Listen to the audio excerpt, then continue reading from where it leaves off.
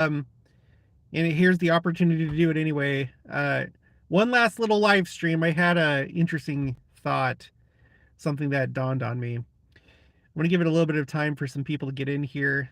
Um, Hopefully, you've had a chance to see the other live streams that we did after each session of General Conference. There was a lot to talk about, especially this last one.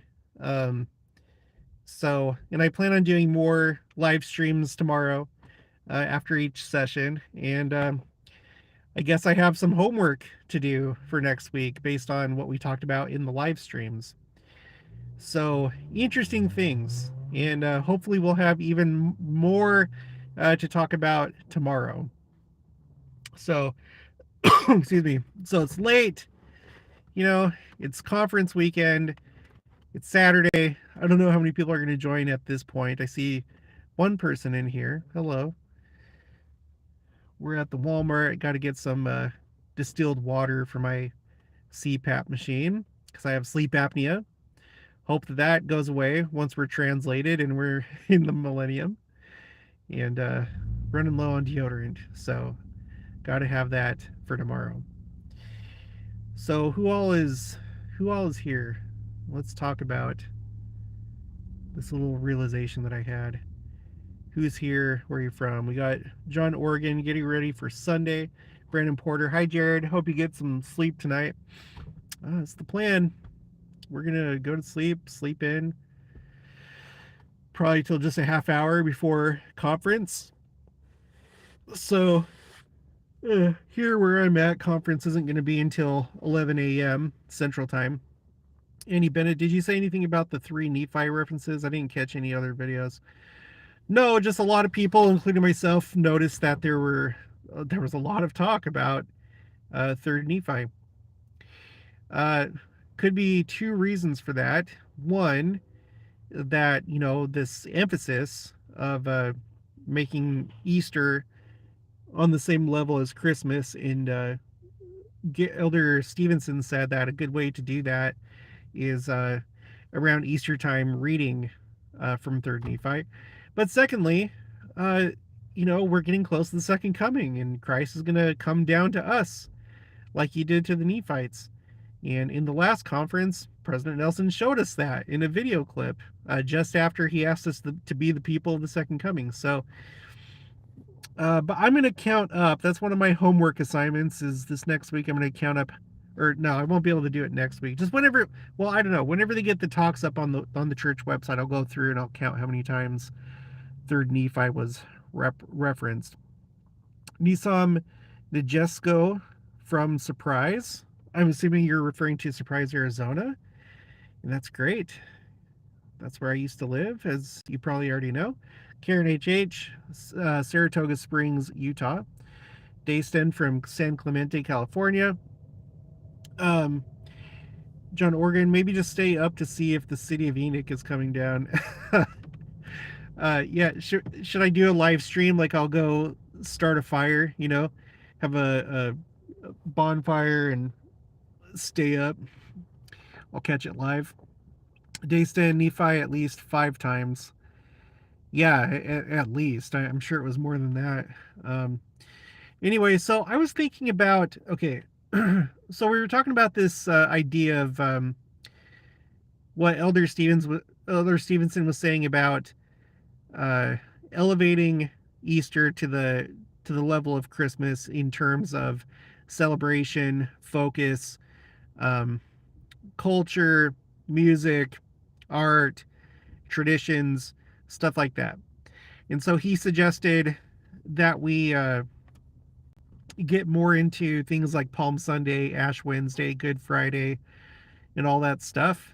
It was noted in the chat that the Liahona, it has suggestions for that this year.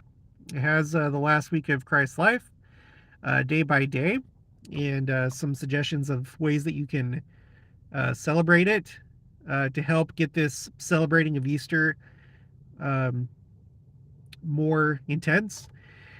And one thing that I realized is I think this goes along with just everything else, all the other ways that the church is like becoming more and more focused on Christ, but also in a way that when Christians join our church from other churches, um, both before the millennium, but also at the very beginning of the millennium, because we know that there's going to be a big influx of people that join the church.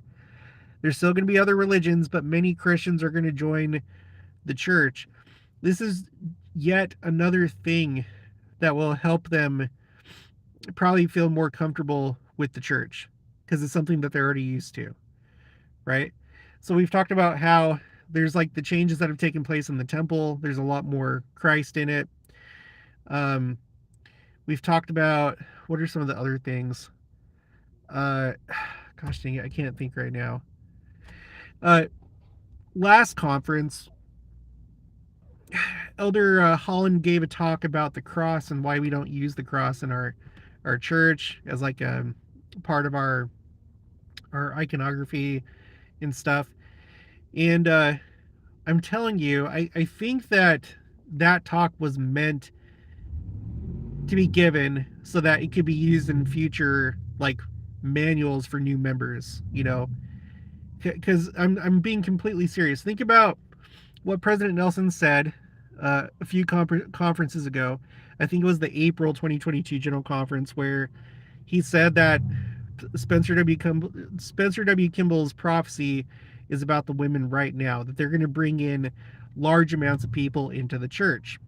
They're going to attract the good women of the world to the church. So if you have many other Christians coming to the church, especially when Christ comes and they recognize, okay, this is Christ, and okay, so this is his church, fine, I'm going to join his church.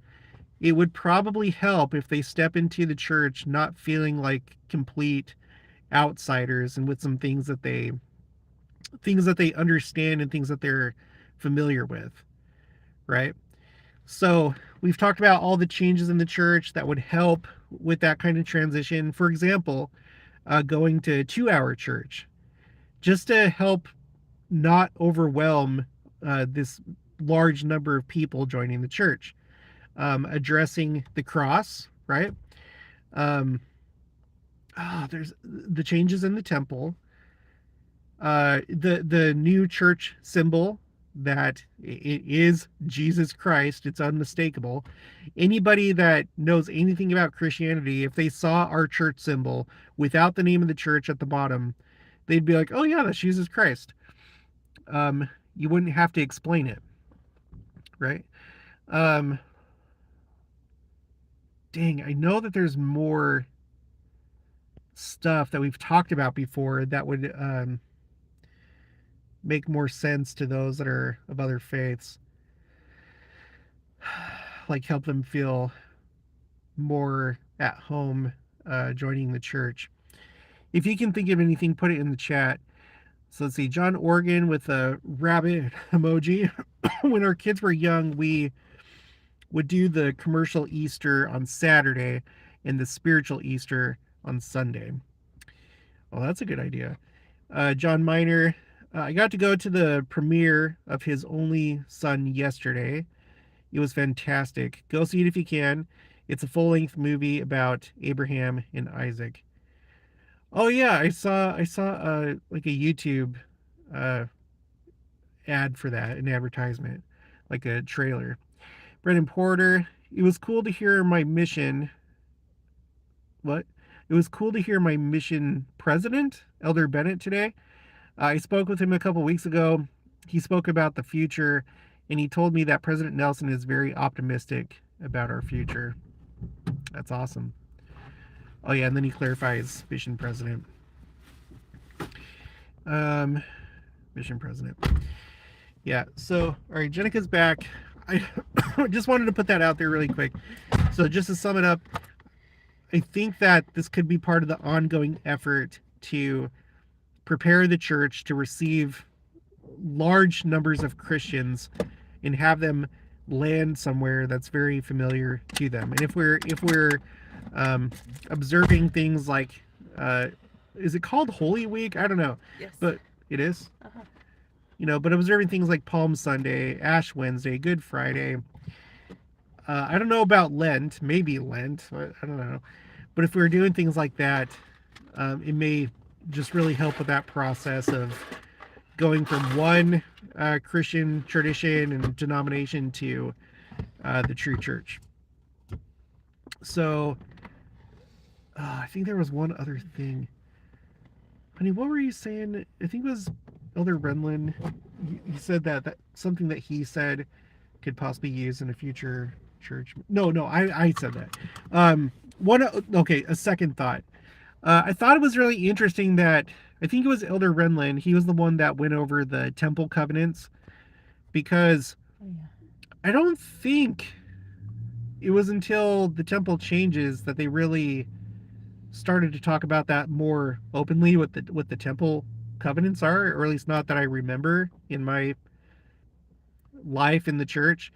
So that's like another thing that would really help with a large number of people joining the church. Not just, again, the idea being that you don't just go to the temple and then it's like, okay, are you ready to make these covenants? You don't know what they are, but are you gonna do it? So it's like things have been made a little bit easier for a large number of people to join the church. Um, Say that you're somebody that's like a Methodist right now. Christ comes, he identifies his true church, you accept that, and then you decided to join the church. So you get baptized, you're making progress, and then you're ready to go to the temple. Well, it'll probably be good at that time to have some updated temple prep material with these new converts in mind. And so, as a former Methodist or whatever, you're reading through the material to get ready to go to the temple, the material could refer to Elder Renlin's talk that he just gave today, where it talks about the covenants that you're going to make. And then, therefore, going to the temple won't be like a surprise. You know what I mean? Um, let's see. Brian Kramer sent a Utah. Good night. Sarah Cook, he mentioned also holding festivals too, or musical things. The Lamb of God is so good. Rob Gardner's music, it's really great for Easter worship. Um, it's very interfaith based. Okay, cool. Cool. I want to talk more about that maybe in future videos, like brainstorm things that you can do, like new traditions, or, you know, if anyone comes up with any art or whatever, like I'd be happy to share that with others if you want to submit your ideas, your artwork, or whatever. Music that has to do with Easter. So, okay, well, we're gonna take off so we can get home and get a good night's sleep. I hope you guys too. I hope you guys get a good night's sleep too. And the next session, it's gonna be well, presumably it's gonna be President Nelson's main talk. So I think that'll be something to really look forward to. Good night, you guys.